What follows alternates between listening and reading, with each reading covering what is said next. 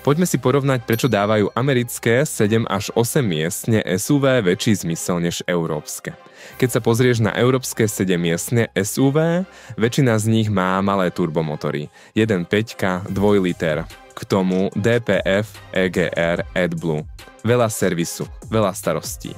A keď naložíš celú posádku, ten ťah jednoducho chýba.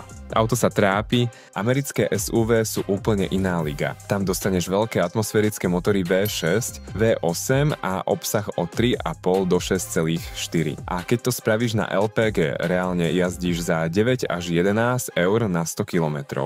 A teraz ti ukážem, o akých modeloch hovoríme. Volkswagen Atlas, veľké 7-miestne SUV pre americký trh.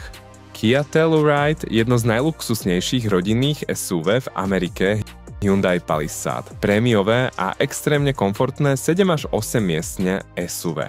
Ďalej tu máme Chevrolet Traverse, obrovský priestor, 8 miest a top spoľahlivosť Ford Expedition, veľké full-size SUV pre 7 až 8 ľudí. A samozrejme Chevrolet Suburban, miesto pre všetkých aj s kufrom. Dodge Durango, športové 7-miestne SUV. Jeep Wagoneer, novinka od 2022, luxusné full-size SUV a GMC Yukon, prémiový full-size, vyšší luxus než Tahoe či Suburban. Ak chceš poradiť alebo chceš doviesť niektorý z týchto modelov alebo aj iný model, napíš nám.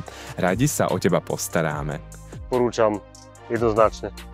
Krásne auta. Všetko prebehlo podľa mojich očakávaní.